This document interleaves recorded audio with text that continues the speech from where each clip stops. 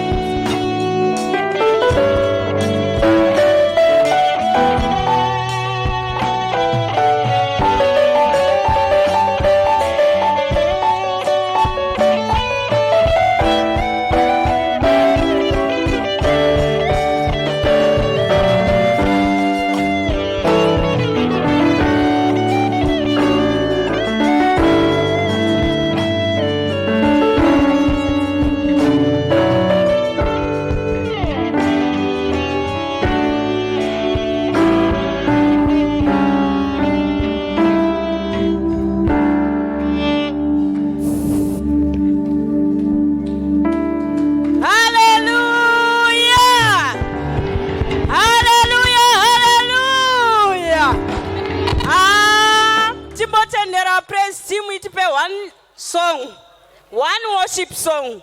Tidzokere pamberi paMwari, timboti Mwari, maita henyu nezuva ranhasi, vhuraiwo nzeve dzedu, tinzwe zviri chataura madzimai. Hallelujah. One song, praise team.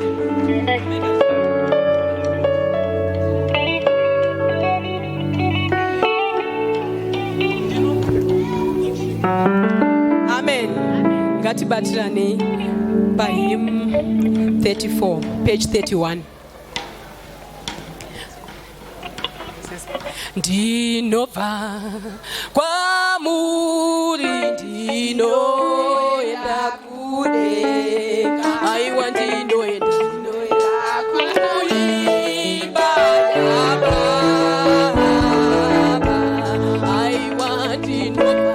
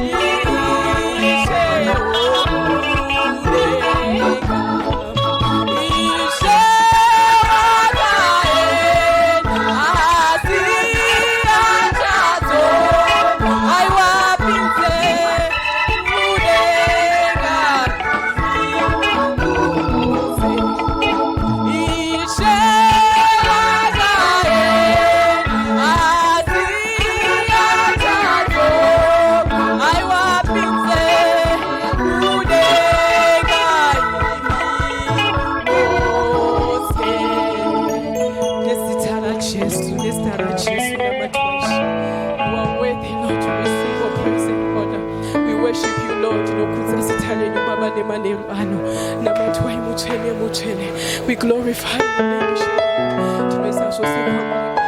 Take over, Holy Spirit, in this place. We honor you.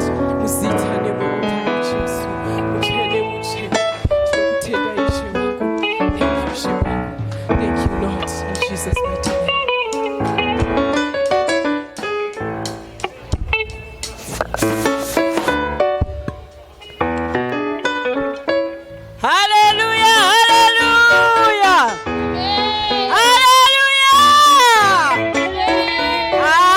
Gore rakanaka, gore rashe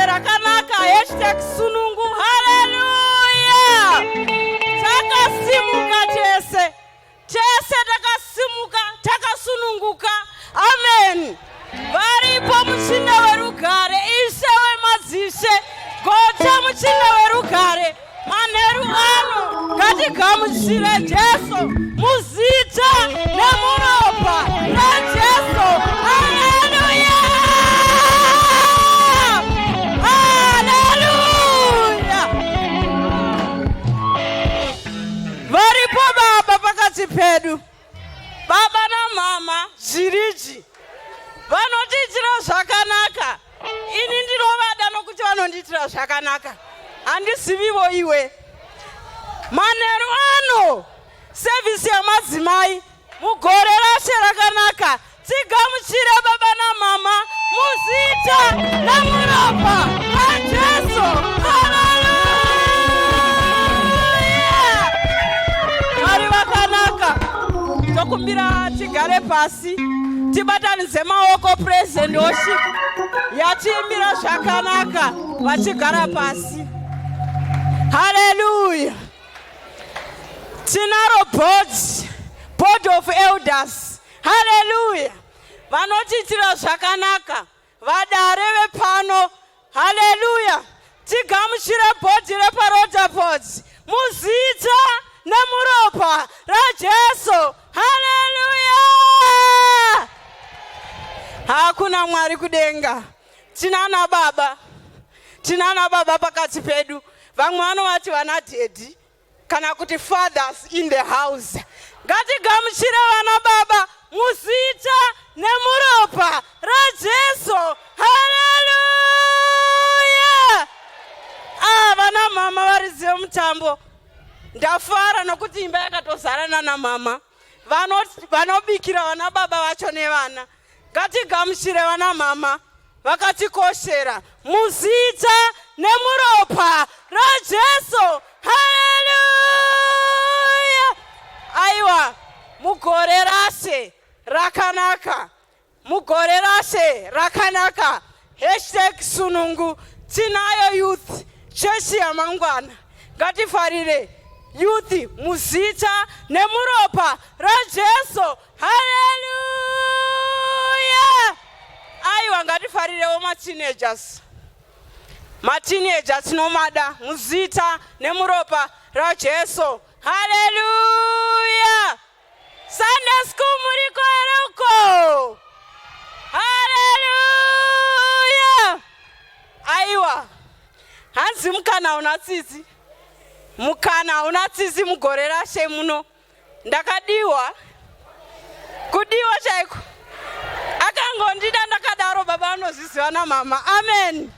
Variko valifa Mr. Budala, father of boys. Aiwa, vachemberi zvokudaro. Vangori mukomana sorungomhanya. Aiwa, vapo vaenda kubasa. Ngatigamuchire baba lifa muzita nemuropa raJesu. Haleluya. Mwari vakanaka. Ndinoda kudaidzawo secretary wazuva ranhasi. I need Julie to the stage. Hallelujah!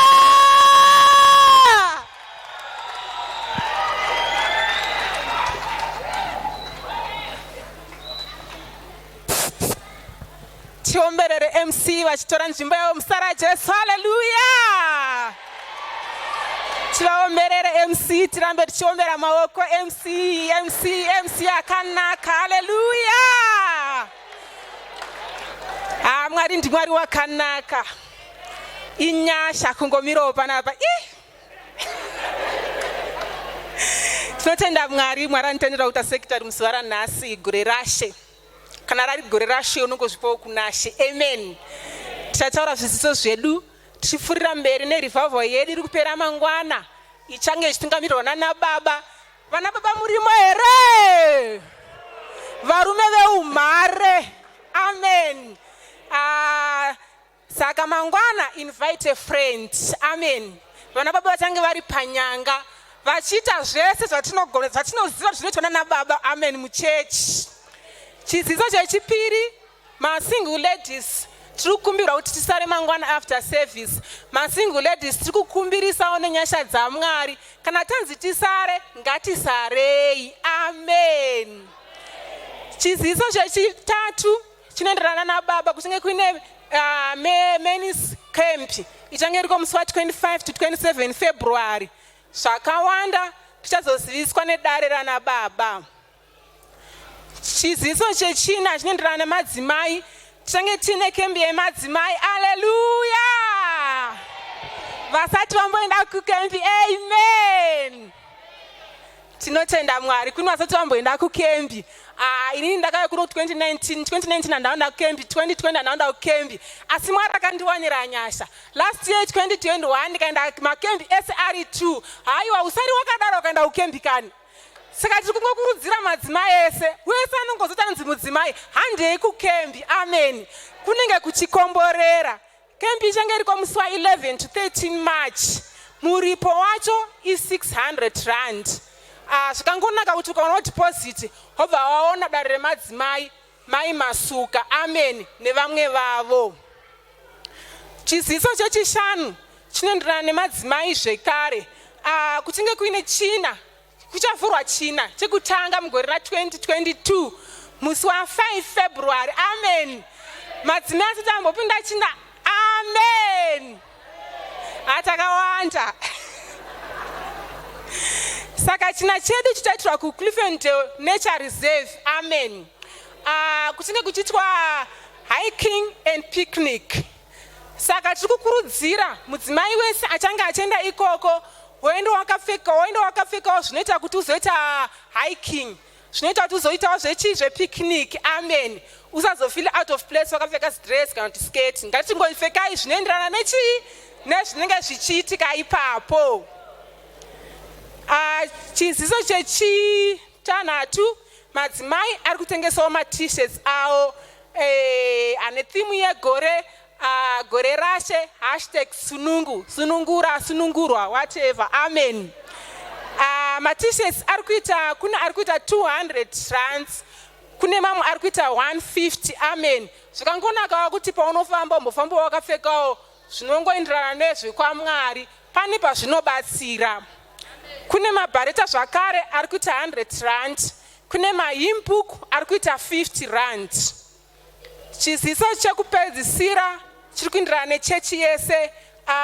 Tiri kukurudzirwa vatendi vese kuti tisionewo macell group leaders edu takanangana nemission house, amen. Saka vaisi vasati vaonawo macell group, ngationei vasati vaona macell group leader, ngativaonei tiite zvatinofanira kuita semazuva ese, amen.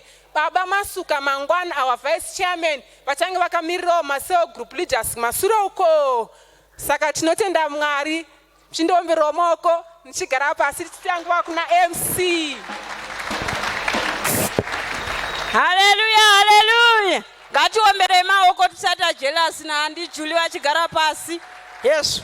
Zvandandakangawo kukwazisa leader. Tikwazisewo leader wangu amai nenyasha. Na sister Eni kuseri uku. Muzita raJesu. Haleluya. Tasvika panguva yema-items. Vandichadana kuma-items ndokumbirawo kuti muti gaga mukaona ndoita 2 steps ndichiuya kwauri uzive kuti nyange wanga uri pakati pestanza wotongondipawo. Tichatangana sister Mudanga vanoda kupupura, kuchiteera mai Mulambo Junior, kuchipesira mai Nyanhanda 1 song. Saka mongouya neorder iyoyo.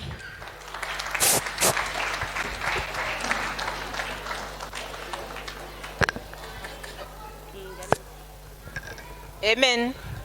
Amen church. Andasimukira kutenda Mwari. Mwari vakanaka.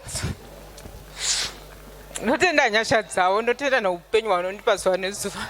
Ndikokutendai baba namai. Nerudo rwenyu runoshamisa.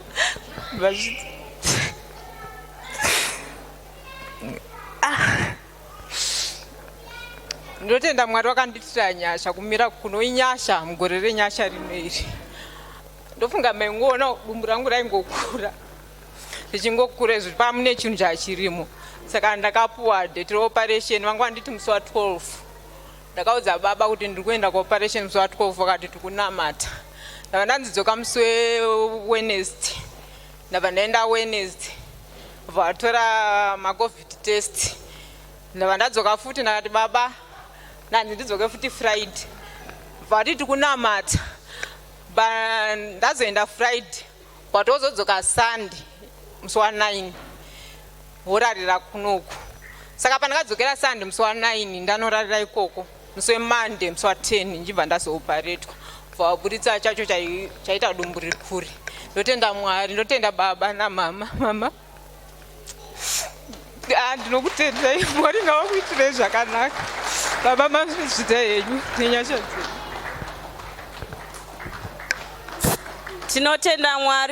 Tinotenda Mwari nokupupura. Ngavauye Mai Mulambo Junior.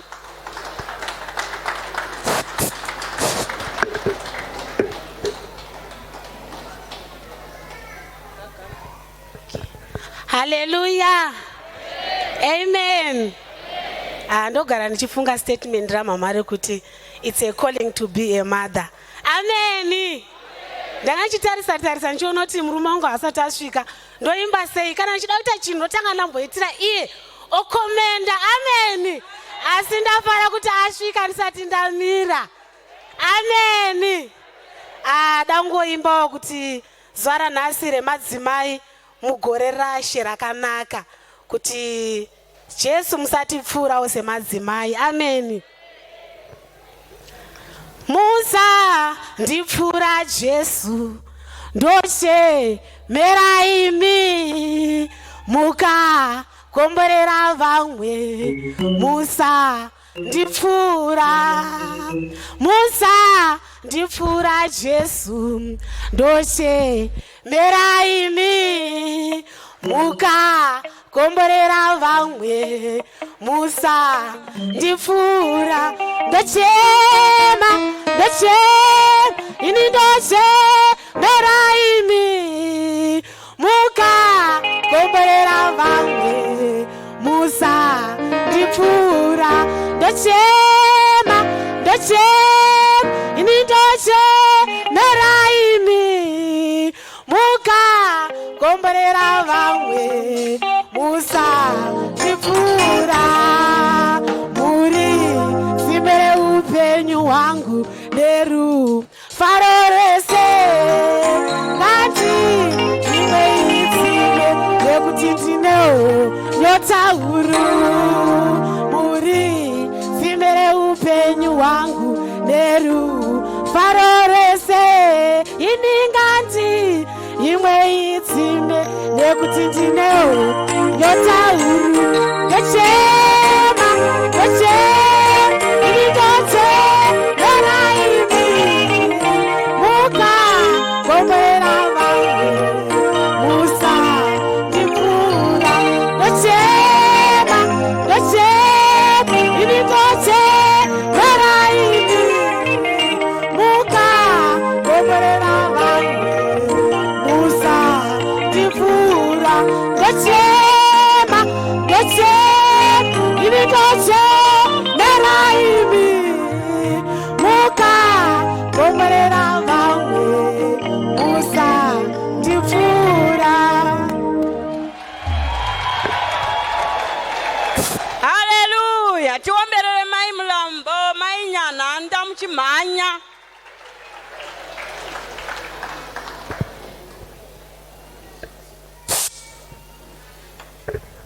Ndinoda kutenda Mwari muzuva ranhasi rokunditendera kuti ndimire pamberi penyu.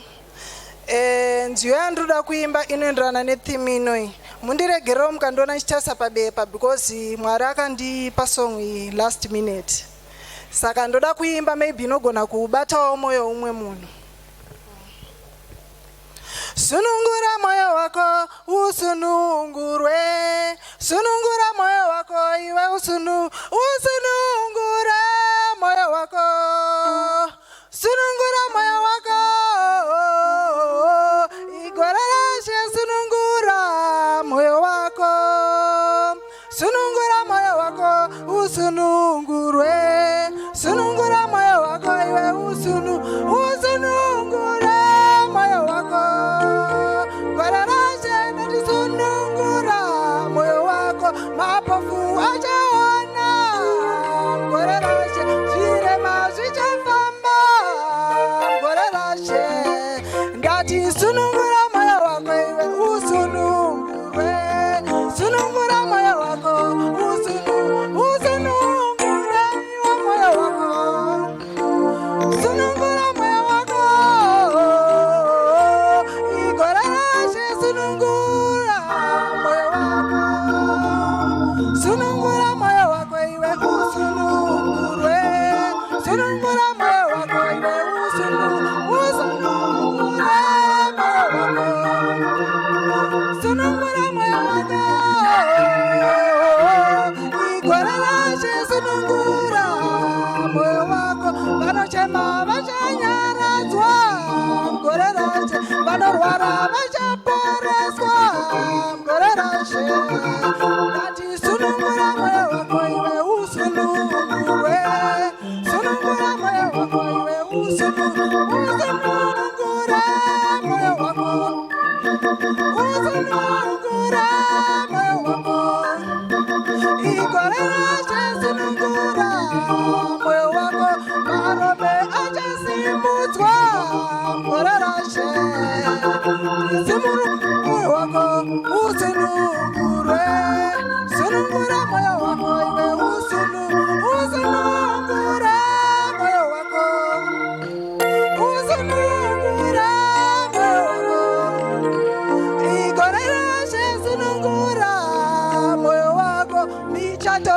ichaveko gore rashe ndati sunungura moyo wako iwe usunungure sunungura moyo wako iwe usunungura moyo wako usunungura moyo wako igore rashe sunungura moyo wako ivana kutenda upone aya mchene uri pano mweya washe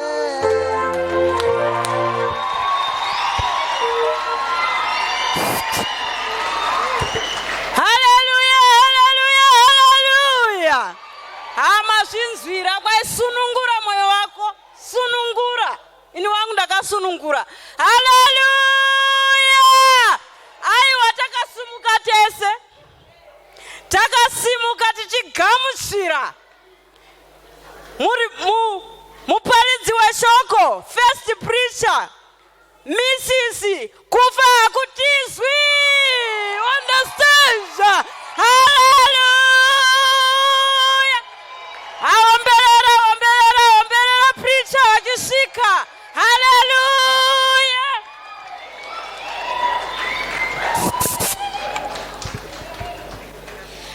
Hallelujah. Hallelujah. Hallelujah. Kune vanhu veroko. Ai, pastage pari kubvira. Hey, hallelujah. Pasetwa pesi, hallelujah. Ini ndinoitwa mai kufa hakutizwi pane vasingandizivi. Hallelujah. Imbondifariraiwo, hallelujah. Imboitai meremere kuna Jesu, hallelujah. Ndoda kutanga nekugamuchira mchinda werugare, hallelujah. Vamwe vanomuti chamangwisa, hallelujah. Vamwe vakati isimbi inodzya dzimwe, hallelujah. Vamwe vakati he is the king of the kings, hallelujah. Vamwe vakati he is the lord of the lords, hallelujah. Andizivi kuti wewe what is he to you, hallelujah. But whatever he is, lift up your hands and shout unto the Lord, hallelujah. Imboita mere no boa Satan, hallelujah. Mere no boa Satan, hallelujah. Ndoda kutenda mama na daddy, hallelujah. Wandipa mkana wekuti ndikwanise kumira pano, hallelujah. Ngatimbowafarira, ini ndinowafarira vanondiitira zvakanaka, amen. Ngatimbowafarira, hallelujah. Hallelujah. Ini ndoda kuti ndigofarirawo mbuya Jiriji vari pano, hallelujah. kana ndakavatarisa ndinonzwa kukomborerwa. Nerimwe rezuva zvinonzi Mary, ngirozi yaMwari inosvika kwaari akati, you are blessed amongst other women. Hallelujah. And you are blessed amongst other women. Hallelujah. Makakomborerwa gogo jiriji. Hallelujah. To have mufudza ari kufudza mweya yedu pano. Hallelujah. Ngati wafarire ina zita ra Jesu. Hallelujah. Hallelujah. And ndoda kuti ndigotenda zvakare bhodhi repano. Amen. Raona zvakakodzera kuti isu semadzimai today lead the service. Hallelujah. Ndichiti nzwai kugamuchirwa pamuri ipapo. Amen. Amen. Tingatora hedu. Aiwa, musati magara imbomirai. Ndamoti ndinonzi amai kufa handiti. Ndakadiwawo. Hallelujah. Pana akangondida ndakadaro. Hallelujah. Daddy, I love you. Hallelujah. Imbodi basira kuwagamuchira. Hallelujah. Hallelujah. Amen. Tingatora hedu nzvimbo dzedu. Hallelujah. Thank you, Jesus. Hallelujah. Gore richitanga 2022 ndakanga ndakagara zvangu ndichimbofunga ndichitarisa. I was going through the streets of the social media. Hallelujah. Ndakatarisa muma streets. It was at the very beginning of the year. Hallelujah. People were putting my resolutions, what they intend to do for the year. And also, my churches, let me say that the majority of the Christianity community, they were also putting the themes for the church. Hallelujah. They were putting the themes for the church. And then I was looking and I was asking, because these resolutions, we set them with all the heart. Hallelujah. But themes that but then eventually they go away. Hallelujah. 2-3 months down the line, they go away. And then I was asking myself, why muchiti pama themes kutanga kwegore? Why is it important for you to pick a word amongst the whole Bible kuti rigoshanda nesu for that year?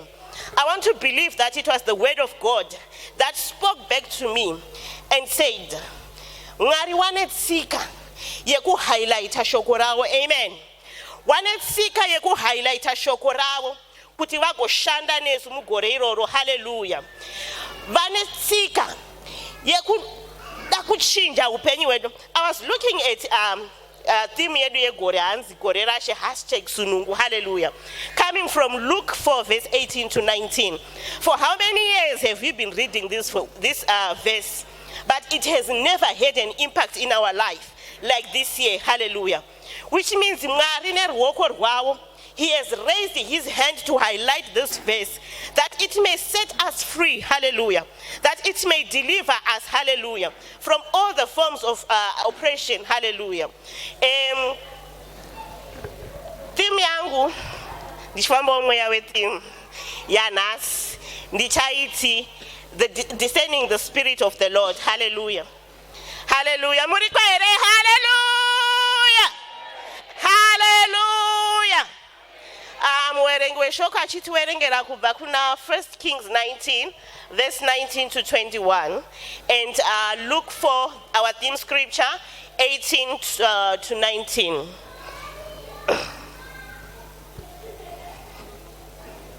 Hallelujah. Hallelujah.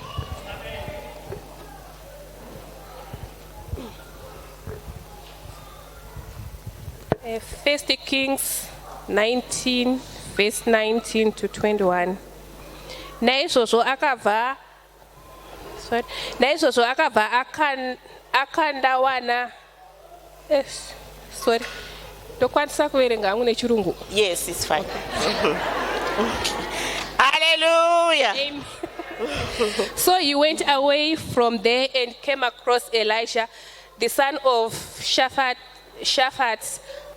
plowing with the 12 yoke of oxen. He himself walking with the 12, and Elijah went up to him and put his robe on him. Verse 20.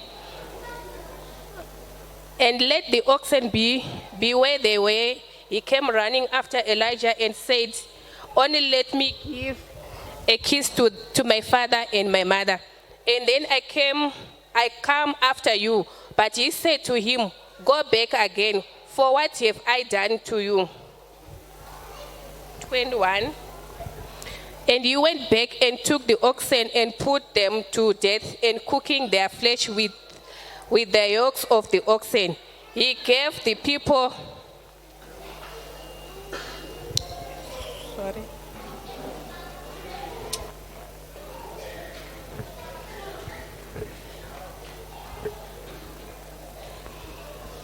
Sorry.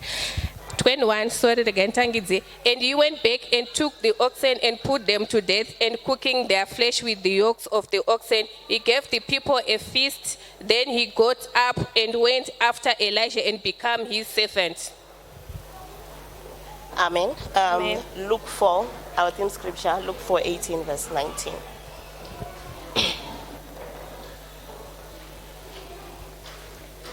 Eighteen to 19.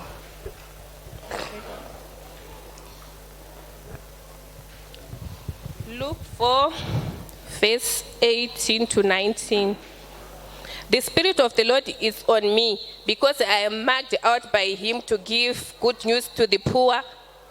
He has sent me to make well those who are brokenhearted, to say that the prisoners will be let go, and blind will see, and make the wounded free from their chains.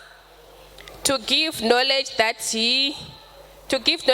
the year of the Lord's good pleasure is come. Amen. Amen. I'm just going to give a brief background of patawerengesa pana 1 King 19. So apa tiri kusangana nemurume anonzi Elijah akanga atumwa na Mwari kuenda kuna Ahab and Jezebel to destroy anga amtuma because there had been 3 years of famine in that land. So God was sending his prophet Elijah akati go to Ahab and Jezebel and tell them that rain is coming. Hallelujah. So panozoitika zvinoitika along the way up a stage where Elijah kills the false prophets of Ahab. Amen. And in this verse 19, Trukusangana na Elijah, he is running away from the sword of Jezebel. Amen. So pandiri kunyanya kufarira ndepana verse 9 tichitangira pa verse 16. Hallelujah.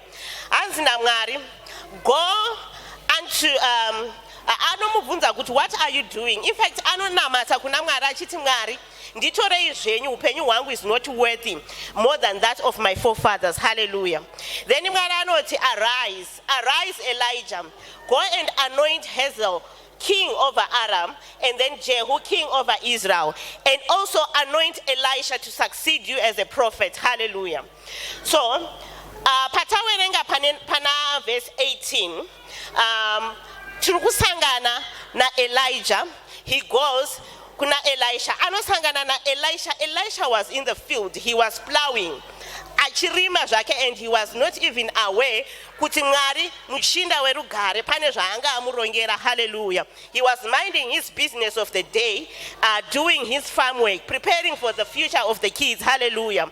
Then Elisha anosvika kwaari anomurowa nenguo yake. Hallelujah. And then haana shoko raakataura kwaari. Immediately Elisha anonzwisisa kuti hongu ndarohwa nenguo. Hallelujah. But this nguo ine zodzo yainayo. Hallelujah. Pane umwari. Hallelujah. Ndimwari andibata. Hallelujah. Immediately anoti kuna Elijah, nditendere ndiende ndinoeneka baba namai wangu. Hallelujah. Hallelujah. Elijah anoti konda kuite iko inini? What have I done to you? Enda zvako. Hallelujah. Ndo panduda kutaura ipapapo. Hallelujah. Panoti zvoni nditendere ndiende kunooneka baba namai wangu. Hallelujah. Ndati nini theme yangu ya nasi is discerning the spirit, the presence of God. Hallelujah. Discerning the presence of God. When Elijah came unto Elisha, haana zvaakataura. He did not minister a word to him. Hallelujah.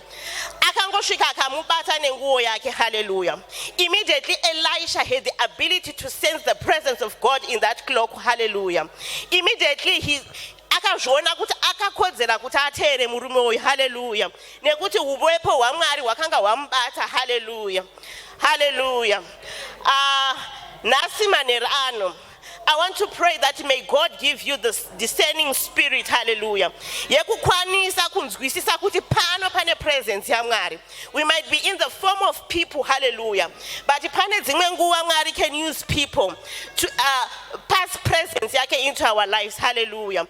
And Elisha was one of those people who was given the ability to sense. Hallelujah. And Elijah did not minister anything to him. Kunzwa Mwari, it is not necessarily kuti unonzwa izwi richitaurwa naMwari from him, but there is that ability that we need to pray for. Where wakamira pamberi pemuzodziwa, you can sense that now. You can be able to differentiate between muzodziwa ari munyama and muzodziwa ari in the spirit of the Lord. Hallelujah. Hallelujah. Tichiri kwere. Hallelujah. Hallelujah. Pananga ndichi studawo nezve discerning the presence of God. And discernment is the ability to judge well. Yatinoti nechishona to understand. Hallelujah. Yatinoti kunzwisisa. Hallelujah. And the ability to judge well. The ability to judge well. Chimboti kuna neighbor wako, the ability to judge well. Hallelujah. The ability to judge well. Hallelujah. The spirit of discernment is to understand or know something through the power of the Spirit. Hallelujah. Ndati inini Elisha na wakamparidzira shoko. Akangobata chete kuti the presence of God is in this cloak. And ichakodzeri kuti ndinge ndiri pano.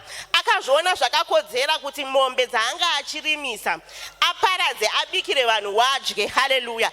Ateere murume werugare. Hallelujah. Pasina muparidzira. Today we are looking for a church that is able to discern the presence of God without a word. Hallelujah. Hallelujah.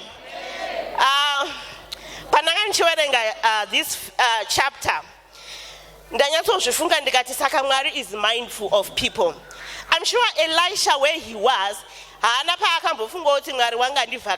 this time to anoint me as a prophet to succeed Elijah. Hallelujah. Then it was revealed to me that God every time he's mindful of people. Hallelujah. Anotirongera day and night, and he comes in our lives in different forms, but we are not able to discern that the presence of God is in our midst. Hallelujah. Hallelujah.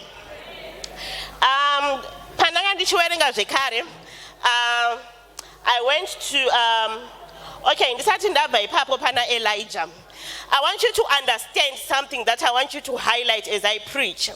God gave an instruction to Elijah. He gave an instruction, go and anoint Elisha to succeed you as prophet. Hallelujah. And now to battle word instruction. Instruction. Chimboti instruction. Hallelujah. Tikaenda pana John 21. Turukusangana na Simon Thomas, na Simon Peter, na Thomas, and Nathaniel and the other two disciples. Varuma vanoronga kuti tonight let's go and fish. Hallelujah. Vanoronga kuti let's go to fish. Vanoenda the whole night they tow. The whole night they tow and they caught nothing. Hallelujah. And they caught nothing. Hallelujah. And in the morning, Mabakweza, the Bible says, Jesus came to the shore of the sea. Hallelujah. Akamira kumahombe kombe. Hallelujah. He called out and said, friends, mambo bata oere. We have caught none saying. They did not recognize that they were speaking to Jesus. And then Jesus said to them, cast your nets unto the right. Hallelujah. And they cast your nets unto the right. Hallelujah. varume vakaobeya and they cast their nets to the right. They did not question, hallelujah. Hanzi vakabata howe, hallelujah. Vakatadza kudzisumudza nekuti dzanga dzakawanda, hallelujah. Ndamboti inini an instruction, hallelujah. God, Jesus gave an instruction. I'm sure varume ava they were experienced fishermen. Vanga vasina kutanga kuenda kunoredza howe on that night, but they were experienced fishermen, hallelujah. Vakanga vaine makore mazhinji avachifisha, hallelujah.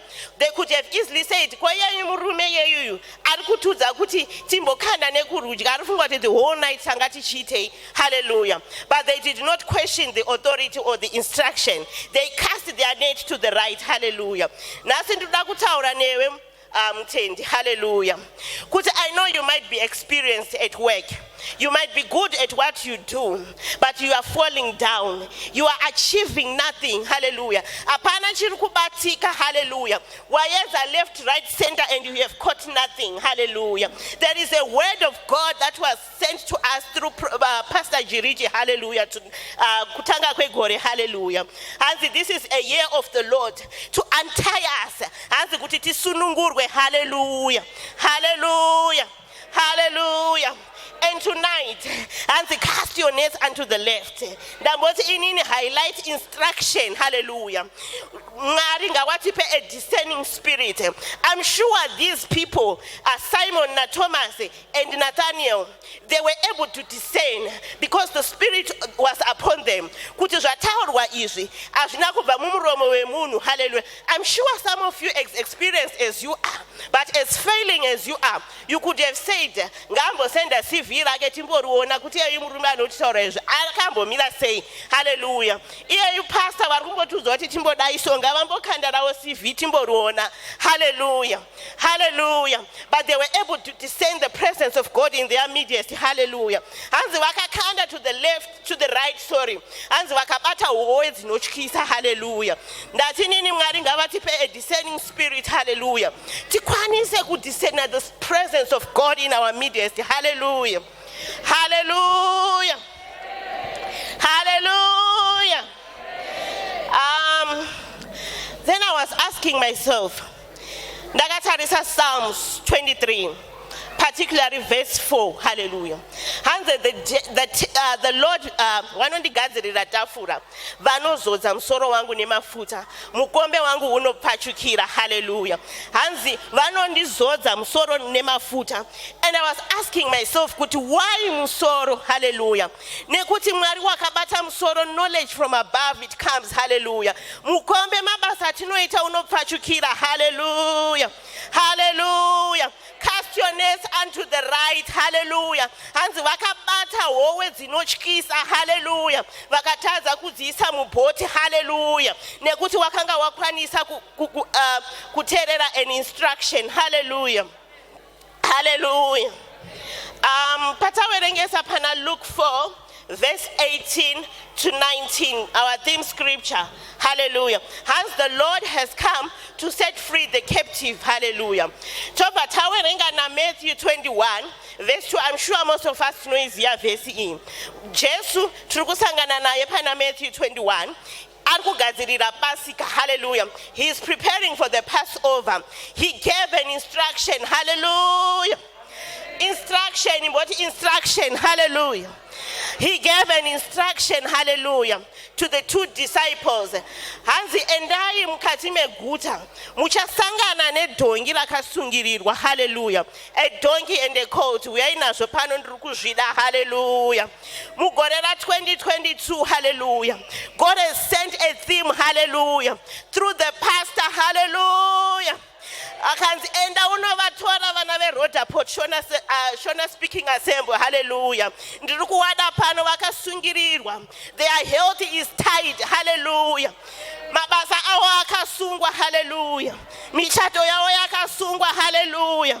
Some are barren women, hallelujah. Some are barren spiritual, hallelujah. But Mwari is giving an instruction.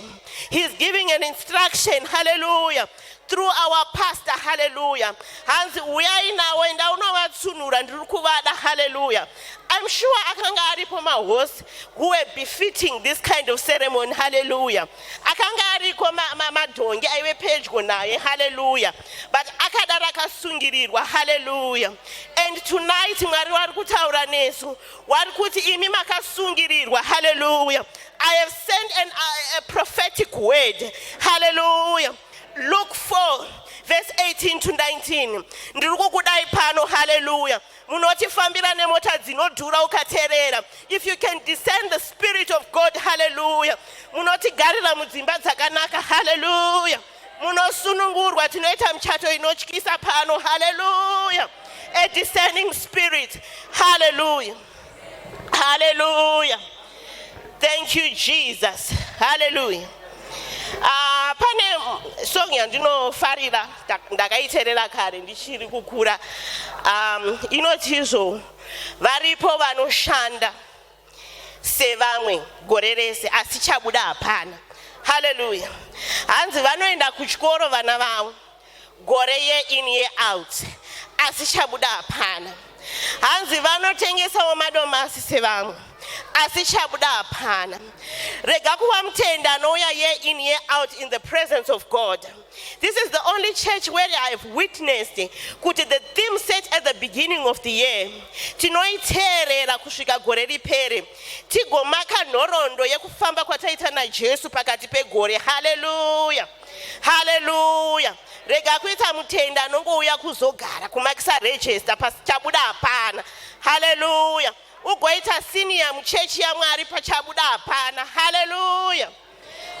Mwari ngawatiitire nyasha manerano, hallelujah. Mwari wanotaura nesu every time, every day, but we do not have the spirit of discerning, hallelujah. Kuti zviri kutaurwa apa izvi, this is no longer a man of God in flesh, hallelujah. The presence of God has overtaken, hallelujah. Hallelujah. Mwari wakanaka, hallelujah. Mwari wakanaka, hallelujah. Gore rashe rakanaka. #sunungu, hallelujah. Mwari wauya kuzotisunungura manerano, amen. I do not care kuti wakasungirirwa pai. I do not care kuti chii chiri kuitika and why wakasungirirwa, hallelujah. But I've come to confirm the word of God. Kuti God has declared, he has declared through his pastor that we are going to be tied patakasungirirwa, hallelujah. Tiri kusunungurwa patakasungirirwa, hallelujah. I don't care you are barren. I don't care una mari. I don't care unobva kumusha kune urombwa, hallelujah. But today I have come to confirm the word of God, hallelujah. Hallelujah. Mwari wanenyasha, Mwari wakanaka wa, hallelujah. God is good, hallelujah. Inini handifariri zvangu kuona mamovie, but I do occasionally watch movies, hallelujah. There is a Christian movie that I was watching. Ndofunga mese or most of you have watched this movie. Inoti your war room, hallelujah. Hallelujah. Chimboti yaka kana wakaiona, hallelujah. Mwari wanenyasha, hallelujah. Ndichangopawo a brief background ye movie iyi, amen. Pamovie tinosangana ne young couple going through difficulties of marriage. All the things zvingaitika marriage, the difficulties they were facing them, hallelujah. Vachisangana nezvinopisa, vachisangana nezvakatonhora, everything, hallelujah. And then there was this elderly woman who was a God-fearing woman, hallelujah. Ndambotaura ndikati Mwari is mindful of people. Ndamboti Mwari is mindful of people. Wakagara pawakagara, Mwari vane zvavari kukurongera. Vari kungoda a person with a discerning spirit, hallelujah. A person who has the capability of listening and seeing. Ndamboti inini discerning is the ability to do well, hallelujah. Ndikuti inini mukadzi uyu, he was a God-fearing woman. There is a concept that he used in his prayer life. Saka mumba make ane nzvimbo yaakagadzira akaiti this is my prayer room. Hallelujah. Kugadzirira Mwari nzvimbo mumba make. Hallelujah. Akati this is my prayer room. What fascinates me about this prayer room is not just a chair yekuti agare ataure naMwari or a mat to kneel down and pray. There is something that caught my attention. Zvekuti today I'm always inspired. Anoisa my prayer request ake written down on the wall. Hallelujah. And then she also puts pazvakapindurwa naMwari. Hallelujah. Prayer request and prayer answered. Ne record yacho. Hallelujah. Anozviitirei to keep track kuti Mwari wandinonamata anogona kubuda mumapage eBhayibheri. Hallelujah. Ogofamba netsoka in our midst. Hallelujah. Ndakamuona Mwari achibuda mumapage eBhayibheri through that movie. Hallelujah. If we all can be able to get that concept to apply in our lives, Mwari wakatendeka hama dzangu. Mwari haagare mumapage eBhayibheri. Hallelujah. Mwari watinonamata has got the ability to kubuda mukati memapage eBhayibheri. Hallelujah. Hallelujah. Hallelujah. Mwari wane nyasha. Hallelujah. God is good. Hallelujah. Manerano ndoda kuti ukasvika kumba, just pray for the spirit of discerning the presence of God. Just pray kuti Mwari, can you give me the ability to see? Open the eyes of my heart, O Lord. Kureva kuti moyo wako unotoda maziso. Hallelujah. Kuti ukwanise kuona. Hallelujah. Nekuti kana ukada kuona zvemweya nemaziso enyama unopoteka. Hallelujah. Hands open the eyes of my heart, Lord, so that I may see you and I may feel you. Hallelujah. Hands so that I may see you and I may feel you. Hallelujah. Tonight Mwari ngawatipe nyasha dzekukwanisa kudiscerna his presence. Hallelujah. A word has been spoken. Goreni chitanga mfundiso wakatipa ma resolutions as a church. Wakatipa a resolution as a church. How many among us have taken those resolutions tikamaisa apo and keep track of it? Hallelujah. Asimangwana tinoda kushora Mwari. God is speaking in our midst. Zvasiyana nenguva ye Old Testament. Mwari pawaitaura wachinzwika izwi rawo kubudikidza negore or whatever. Hallelujah. In this age and time that we pray, Mwari is able to highlight a specific scripture in the word. A specific scripture. Hallelujah. Ratine makore tichiwerenga wagori highlighter rigoshanda zvinoshamisa mukati mekurarama kwedu. Hallelujah. Rigoshandura ma situations edu. Hallelujah. Ugoshama kuti is this the scripture yandagara nchiwerenga? Pamwe pacho our Sunday school vanototi ita memory verse. Hallelujah. Nekuti ndimwari. Hallelujah. He works in miraculous ways. Hallelujah. Hallelujah.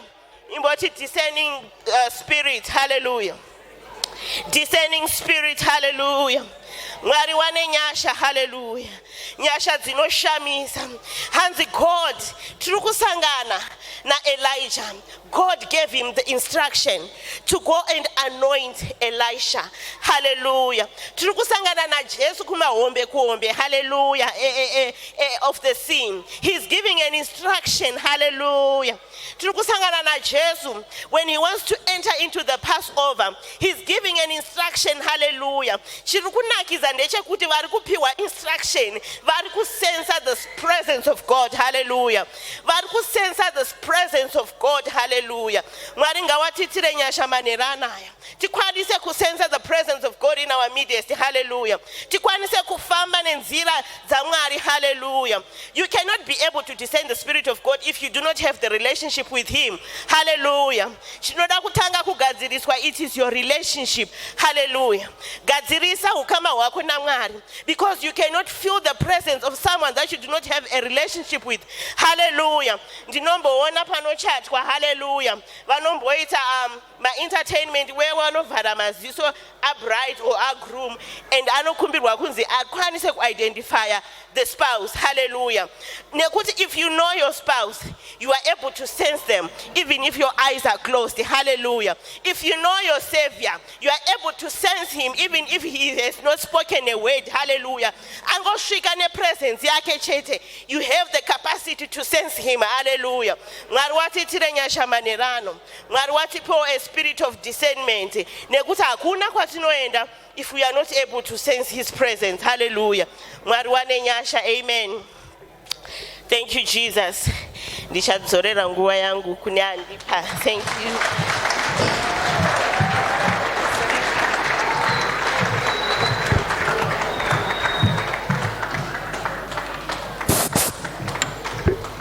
Hallelujah, hallelujah, hallelujah. Chiri mumusakasaka chinozinzira. Maledisi oye! Vana mama oye! Vana mama vosakura munda uya. Ameni. Nhasi ndiri MC. Ndoda kumbogamuchira mai maozwa vari pakamera apo. Vari kuchichora zvakanaka. Hallelujah! Ndigogamuchira zvebaba namai makanda vanonditira zvakanaka. Ndine munext door wangu baba navamasinire. Tichibva pazuvuko apo. Mozviona zvakanakira umu MC. Nhasi tinongomhorosa. Hallelujah! Aiwa takasimuka tese. Mushumiri wanumber 2. Grandma. Ambuya vawadza. Ma-Africans anoti oma. Vachiuya kuzotora nzvimbo yavo. Hallelujah! Aiwa takashaya nhasi maladies.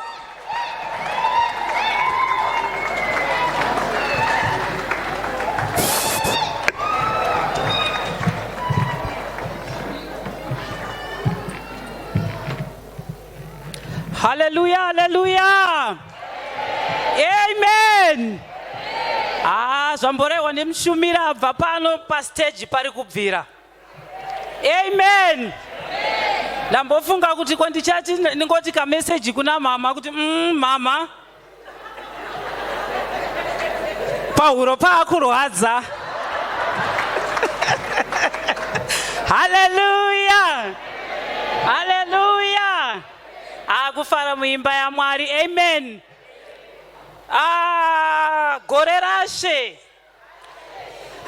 #sunungu. Gore rashe. #sunungu. Mfundisi vachipa theme iyi musi wa 31 December. Ndakabva ndaisa pa status. Zvikanzi nemunin'ina wangu manyatsotarisa here ari kuZimbabwe. Manyatsotarisa here pamanyora akoma. Nyika iri kuona muna kupedzesa vambe noti muda kuti sunungu muda kuti chii. Amen. Ndikati gore rashe #sunungu iwe ziva izvozvo. Amen. Hallelujah. Ndakabva ndamuti upenyu hwangu hwashanduka. Amen. Munoziva vadikani pane dzimwe nyasha amai makanda vanogara vachiimba kuti pane nyasha dzinochemedza so. Dzimwe nyasha dzinokuchengeta so. Hallelujah. Theme ichiuya iyi ndo pakanzika nenyika yatiri kurarama tiri maZimbabweans kumusha. Imi Mwari ndokubva vataura vakati rino igore rashe. Amen. Rino igore rashe. Ndiani akarwa naMwari akakunda? Izvozvi vamwe vasingazivi Mwari vakatorongedza mabhegi vatori ready so kuti tikanzi kumusha watomhanya. Amen. But isusu andano ending yatinorarama tiri. Amen. Hativhunduke. Gore rashe tinorarama tiri muno. Gore rashe vana vanoenda kuzvikoro. Gore rashe tinobudirira. Yesu anambuya wadzanai tichapagara pasteering. Amen. Hallelujah. Amen. Zvinogonekwa naJesu. Amen. Kogogo Sara vakaita mwana vane makore mangani? Iwe pakaipa. Amen. Hallelujah. Tiverengerwe shoko redu. Amen.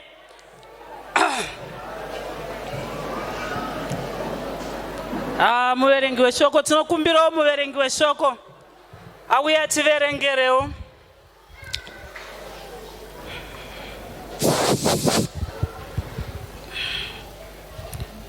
Tiverengerewo pana Luke 15 verse 11 to 32. Tichaverenga soko raMwari kubva pabhuku raLuke chapter 15 kubva pavhesi 11. Musoro weshoko, mufananidzo womwanakomana wakarasika. Zvino akati mumwe munhu waiva nevanakomana vaviri. Muduku wavo akati kuna baba vake, baba, ndipei mugove wenhaka uchazova wangu. Akavagovera pfuma yake. Mazuva mashoma akati apfuura, mwanakomana muduku akaunganidza zvose, akaenda kunyika iri kure. Akaparadzako nhaka yake achifamba nemutoo yakaipa. Zvino akati apedza zvose, nzara huru ikasvika panyika iyo, akatanga kushayiwa. Ipapo akaenda akandozivisa kune mumwe wavanhu venyika iyo. Iye akamutumira kuminda yake kundofudza nguruve.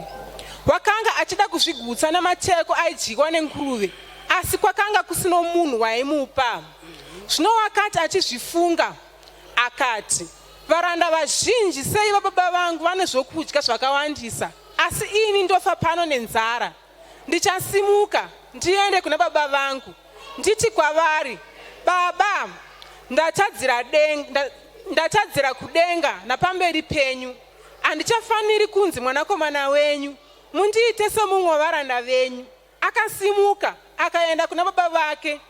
Wakati achiri kure, baba vake vakamuona, vakamunzwira tsitsi, vakamhanya ndokumufungatira nokumuseta. Mwanakomana akati kwavari, baba, ndatadzira kudenga napamberi penyu. Handichafaniri kunzi mwanakomana wenyu. Asi baba vakati kuvaranda vavo, kurumidzai muuye nenguo yakaisvonaka, mumupfekedze iyo, muise mhete pamunwe wake neshangu patsoka dzake, muuye nemhuru yakakodzwa, muibaye tidye tifare. Nokuti mwanakomana wangu uyu wakanga afa wararamazve, wakanga arashika wawanikwazve. Zvino wakatanga kufara. Mwanakomana wake wedangwe wakanga ari kumunda.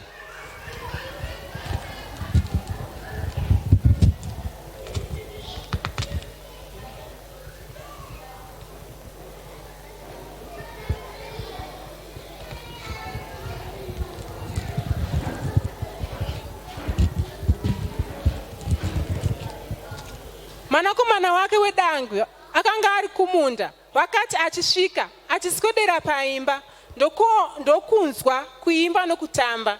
Ipapo akadanyira kwaari munhu wavaranda, akamubvunza kuti izvi zvinyiko. Akati kwavari, munun'una wako wasvika. Zvino baba vako vabaya mhuru yakakodzwa, nokuti vamuwanazve ari mupenyu. Asi iye wakatsamwa akaramba kupinda. Zvino baba vake vakabuda vakakumbira zvikuru kwaari. Asi iye wakapindura akati kuna baba vake, tarirai, ndakakubatirai makore awa mazhinji, ndisingatongodariki murayiro wenyu, asi hamuna kutongondipa mbudzana kuti ndifare neshamwari dzangu. Asi mwanakomana wenyu uyu wakaparadza pfuma yenyu nezvifeve. Wakati achisvika, mamubayira mhuru yakakodzwa. Ivo vakati kwaari, mwana wangu, iwe uneni nguva dzose, zvose zvangu ndezvako. Kwaifanira kuti tifare nokufarisisa, nokuti munun'una wako uyu wakanga afa wararama, wakanga arasika awanikwa. Amen. Hallelujah. Amen. Nyaya yataverengesa panapa inyaya yemwana muparadzi. Amen. Mukomana akafunga kuti ayaruka. Amen.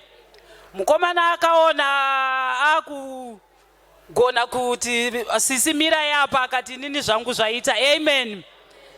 Akaziva kuti baba vake vane upfumi. Hallelujah. Akaziva kuti baba vangu vane zvinhu. Amen. Akati kuti ndifare zvangu inini ndiende kunofara ndingaite sei. Pamwe baba vaitoti pano pamba paitwe zvakadai, ana baba vanoisa mitemo pamba.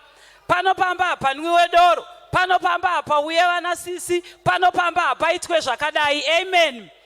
Saka mwana anofunga mundangariro dzake kuti inini regai nditi baba, ndipei twangu, ndipeiwo mugove wangu, ndipei pfuma yangu, ndidye muchiri vapenyu kudai. Hallelujah.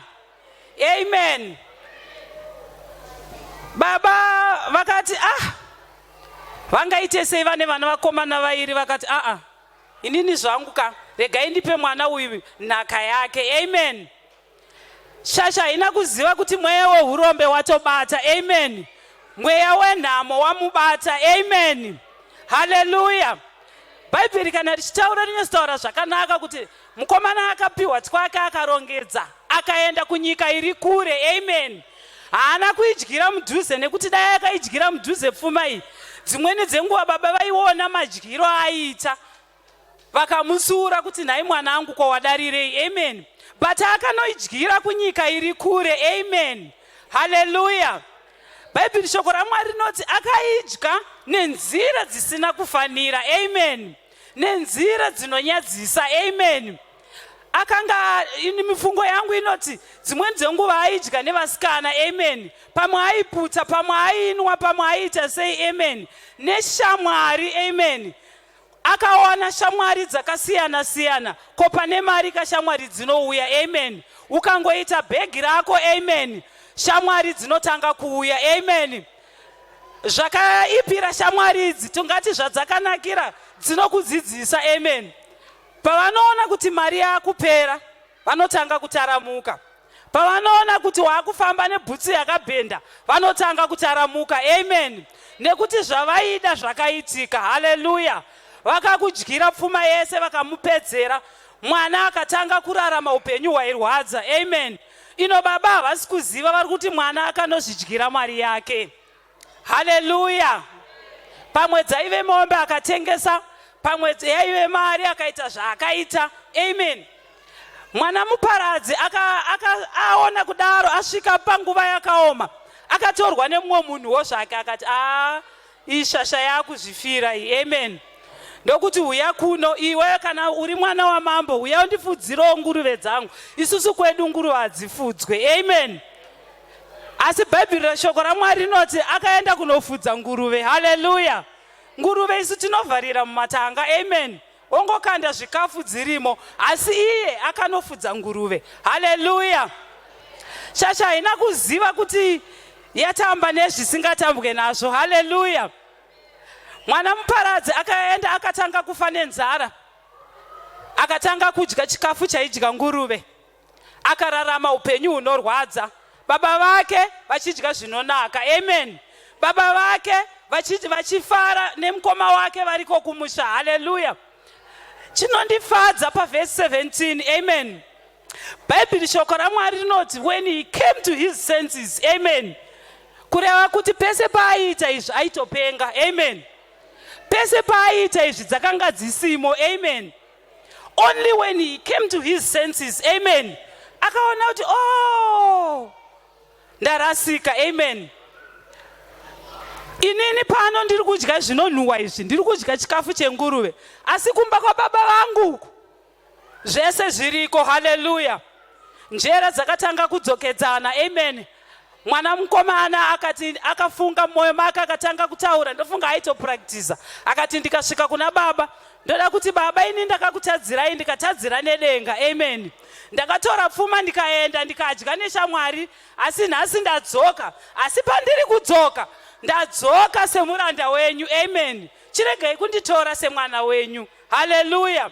Nhasi uno tinawo maKristu akadai. Amen. Muno muchechi matiri imo muno pasi pababa namaijiriji. Amen. Pane anointing iripo. Amen. Umwe munhu anotiza ogoenda zvake. Amen. Ogoenda kuenda. Amen. Ivo vachiti gore rashe kudai. Amen. Unoenda ugorasika kwazvo. Amen. Chinondinakidza zvangu mushoko raMwari. Amen. Mwana paakadzoka hake baba havana kumuramba, vakamutambira vakatomupfekedza vakatomupa zvekudya semwana wavo. Amen. Tinavo Mwari wedu. Amen. Mwari wedu havanyadzisi. Amen. Mwari wedu havatirase nyangwe zviomesei. Amen. Unodzoka pamberi paMwari. Amen. Ndiri kuti kudii manheru ano mudikani? Manheru ano ndiri kuti kunyangwe ukatadza zvinengei, kunyange ukaenda kure naMwari zvinengei, wana mukana wekudzoka pamberi paMwari. Amen. Dzoka pamberi paMwari. Haleluya. Mwari vanotigamuchira nemaoko mairi. Amen. Kana touya tisauye nekuzvikudza. Haleluya. Kana todzoka kuna Mwari tisadzoke nekuzvikudza. Haleluya. Tisauye tichizvitutumadza nekuti mwana uyu kuti mwana wako aenda adzoka anongosvika achiti ndatouya so. Amen. Baba ndasvika pamba pedu. Amen. But uyu akauya akazvinunhupisa. Haleluya.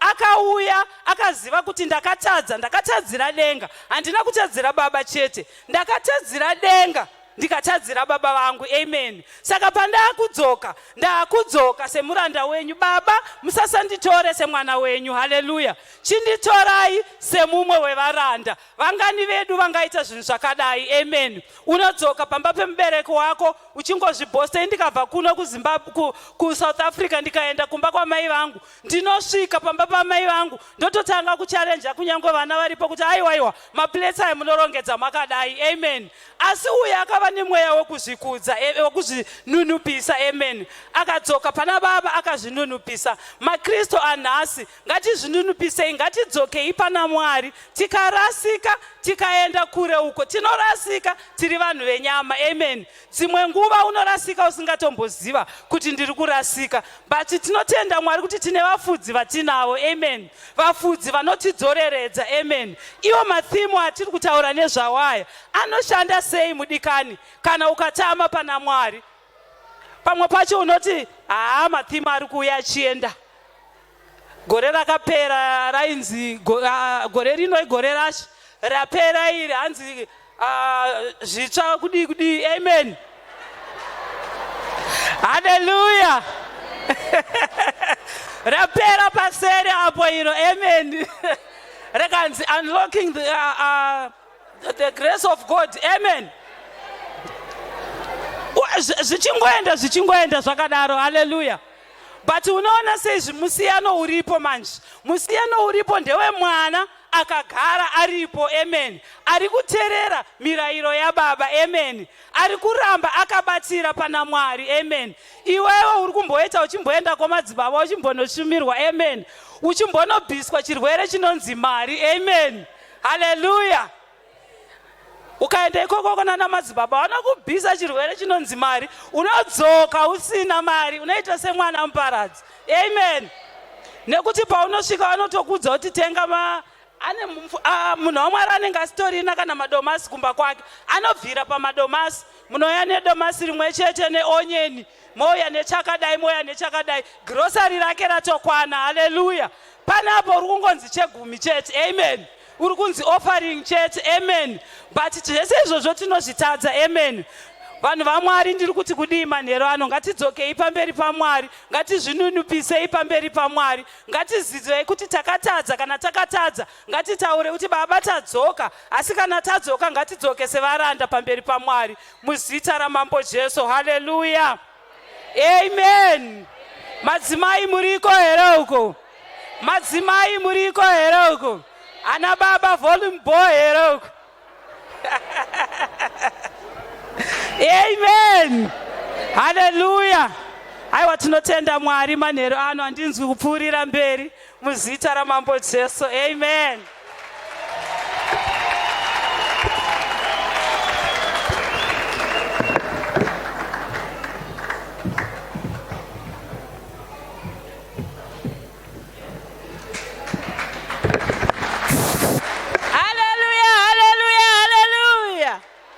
Mashoko makukutu. Haleluya. Gore rashe rakanaka. #sunungu. Aiwa is coming soon.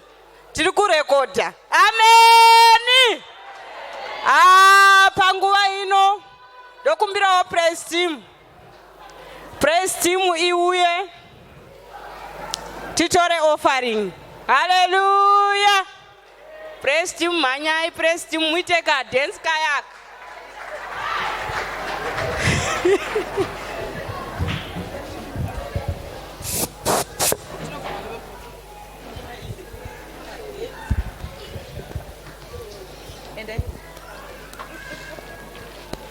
Kana topa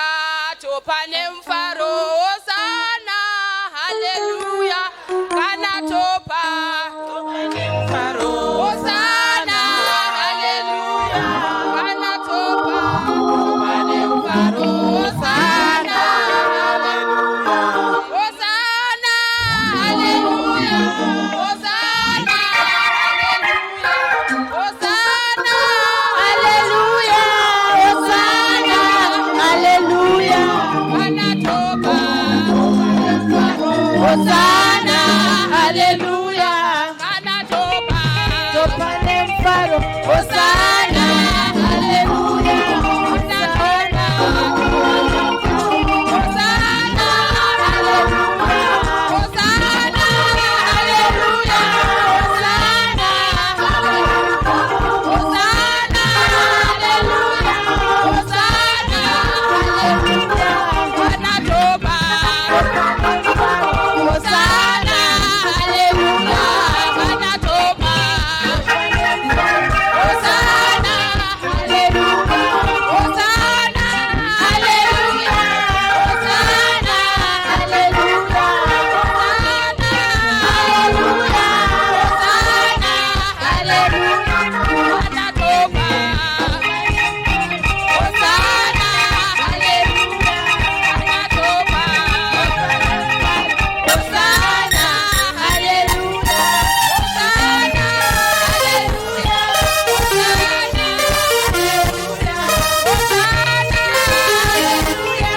Hosana, haleluya. Topa nemfaro, Hosana, haleluya. Topa nemfaro, Hosana, haleluya. Hosana, haleluya. Hosana,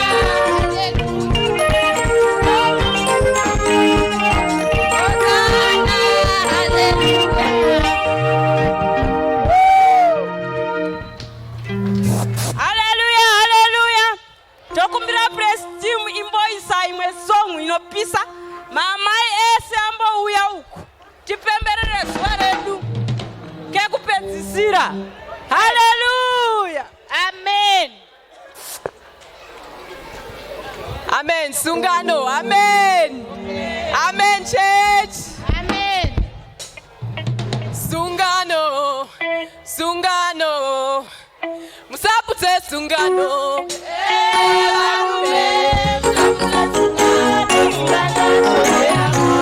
Musapute sungano.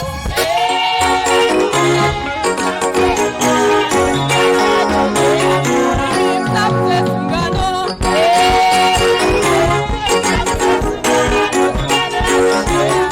Musapute sungano.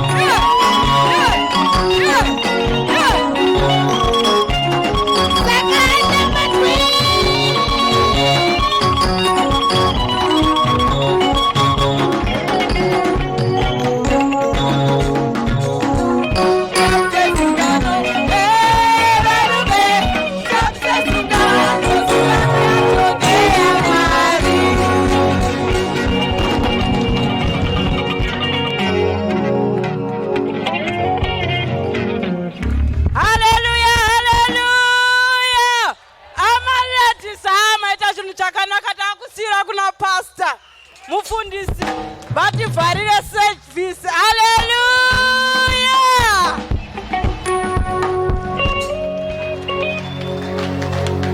Haleluya. Mazvoonaka kuti madzimai tinozvivharisa zvese. Haleluya. Kubva kupraise and worship yacho, MC wacho, mapreachers, deco, ushering, kwese tinozvivharisa madzimai. Haleluya. Haleluya. Aiwa, tinoda kutenda Mwari. Praise and worship maita henyu, mungagara henyu pasi, nesu tese tichigara pasi muhwapo hwaMwari. Haleluya. Tinongotenda Mwari nevashumiri vanga vari pakati pedu nevese vawana chavaitira Mwari madzimai kumadepartments ese amuri. Mwari vakuitirei zvakanaka. Tashumirwa, taitirwa zvakanaka. Tinongotenda mukana watapiwawo nevatungamiriri vekereke maita henyu mufundisi nedare renyu nekutitenderawo madzimai. Ndinofunga kuti zvinofanira kumbototi tipiwe 1 week yakazara because maoroti madzimai tinozvigona. Haleluya.